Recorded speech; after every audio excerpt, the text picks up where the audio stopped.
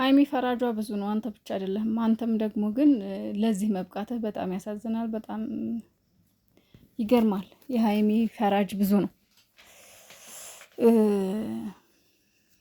እሷን ጥፋተኛ እሷም ልክ አይደለች የሚላት ብዙ ነው ሀይሚን። በመጀመሪያ አንተ ምንቴ የምትባል ምናምንቴ ልበል ወይስ ምንቴ ሰውዬ ማለት ነው።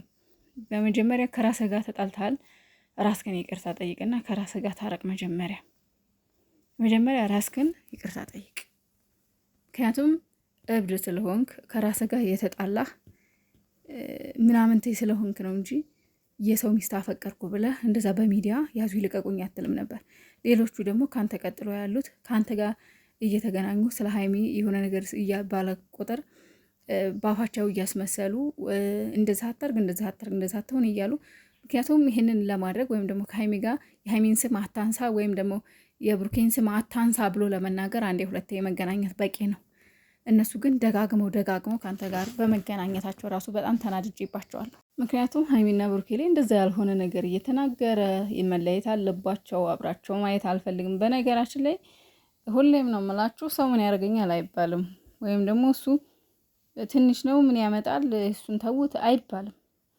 የሰው በአሁኑ ሰዓት እኔ ከእባብ ይልቅ ሰውን እንፈራለሁ። በጣም ሰው እስስት ነው የሚያደርገው አይታወቅም። እና ሰሞኑ እንግዲህ ሀይሚ ላይ ብሩኬ ላይ እንዲገናኙ አልፈልግም፣ አንድ ላይ እንዲሆኑ አልፈልግም እያለ እያስፈራራ እየዛተ ያው አንድ ጊዜ በቦክስ አቅምሶታል ፍፄ። በእርግጥ ግን ቢሆንም በተደጋጋሚ ከእሱ ጋር ባታገኙት የተፋሰጡት ብዬ ተናግሬያለሁ ባለፈው። እና ግን በተደጋጋሚ እኔ እንጃ ማለት በሀይሚና ብሩኬ ታውት ይስራ ብለውት ካልሆነ እነ ፍፄ ብሏቸው እነ ምህረት እነ ስምሪን እነሱ ዝም ብለው ይስራ ብለው ፈቅደው አስፈቅደው ምናምን ካልሆነ በስተቀር እንደው ሀይሚና ብሩኬ ልክ አውቀው ዝም እንዲሉ ምናምን ተደርገው ተነግሯቸው ካልሆነ በስተቀር እንደዚህ እያወራ እንደዚህ እያለ እነ ፍፄና እነ ሄኒ እንዴት እንደሚያገኙት አላውቅም። ሳያስፈቅዱ ከሆነ ይደብራል።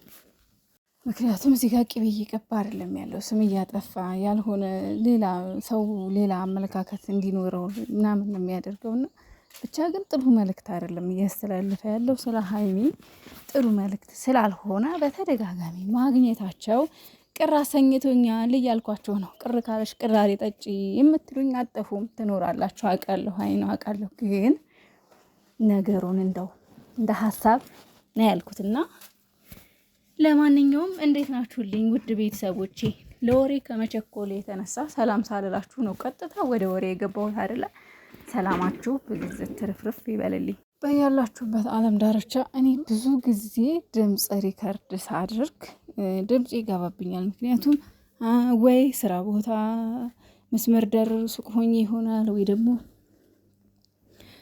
ደግሞ እንደዚህ ስራ እየሰራሁ ምናምን ነው የሚሆነውና ምክንያቱም ያው የህይወት ሩጫ ጋር ስለሆነ ማለት ነው። እና ግን ደግሞ ዩቲዩብም ይናፍቀኛል። ከዩቲዩብም መጥፋት አልፈልግም። ዩቲዩቤንም መተው አልፈልግም። ተስፋ ስላለኝ ወደፊት ማለት ነው። እና ይሄ መንቴ ዩቲዩብ የሚባል ሰሞኑን እንግዲህ ሁላችሁም ታውቃላችሁ ሶሻል ሚዲያ ላይ ሀይሚን አፈቀርኳት ብሎ ብዙ ግጥንቅጥ እያወራ ነበረ። ብዙ በቃ ዝም ብሎ ሲዘባርቅ ነበርና በዛ መሀል ደግሞ እነ ሀይሚ እነ ብሩኬ ፈቅደውለት ይሆን ሳይሆንም ባላቅም ያው ከነፍጽ ጋር እየተገናኘ ከነ ምህረት ጋር እየተገናኘ ቪዲዮ እየሰራ ነበርና ትላንትና ደግሞ እንግዲህ እነ ምህረትንና እነ ሄኒን ፍጽና አግኝቼ ይቅርታ መጠየቅ እፈልጋለሁ። እነሱም ብዙ አንገላትቻቸዋለሁ። የበደሉኝ እኔን ነው፣ የመቱኝ እኔን ነው። ግን ደግሞ እኔው ተበድዬ እኔው ይቅርታ ልበል ብሎ ትናንትና ቪዲዮ ለቋየሁትና ወንድሜ በመጀመሪያ ከራስህ ጋር ታረቅ። የተጣላው ከራስህ ጋር ነው። ትላንት ይቅርታ ብሎ እነ ስምረት የድፍረቱ ድፍረት እነ ስምረትን ይቅርታ መጠየቅ ፈልጎ ሀይሚን ግን ይቅርታ መጠየቅ አልፈለግም። ትላንትና አሁንም ዛቻ ላይ ነበረ።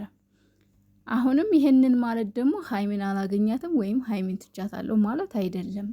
እኔ ሀይሚን በማገኝበት መንገድ አገኛታለሁ እያለ አሁንም እየዛተ ነበረ።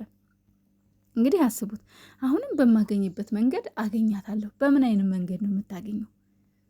ሀይሚን እንዴት ነው የምታገኛት? እንደዚህ በሙሉ ኮንፊደንስ እና በሙሉ ልብ ሀይሚን እንደምታገኛት እርግጠኛ የሆንክበት ምክንያት ምንድን ነው?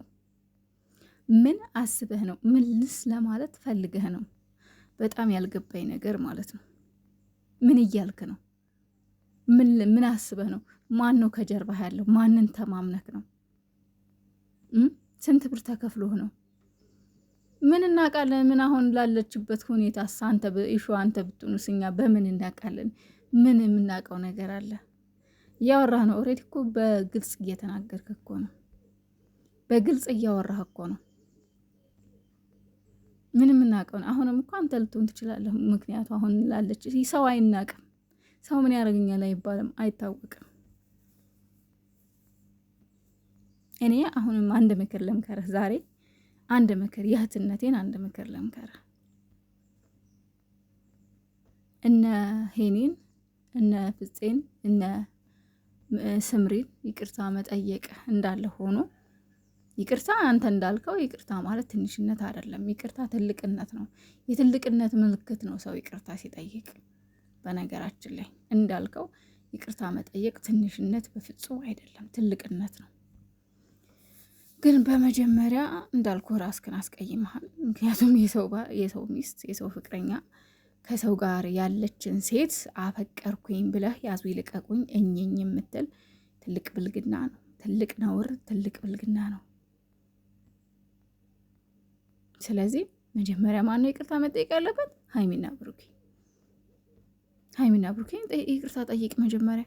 መስራት ከፈለግህ ሀይሚ ብሩኬ እንግዲህ እየተገናኘህ ነው ከነ ምህረት ጋር። ከነ ምህረት አልኩኝ።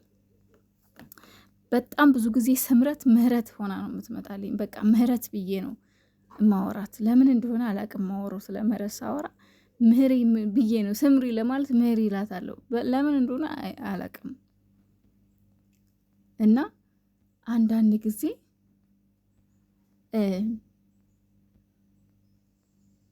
አላቅም አንተ ለሰብስክራይብ ለቪው ብለህ ነው እንዳልል እነሱን ማግኘት ትችላለህ። ኦልሬዲ ከነ ፍፄ ጋር መገናኘት ከቻልክ፣ ከነ ስምረት ጋር መገናኘት ተቻልክ፣ ከነ ሄኒ ጋር መገናኘት ተቻልክ፣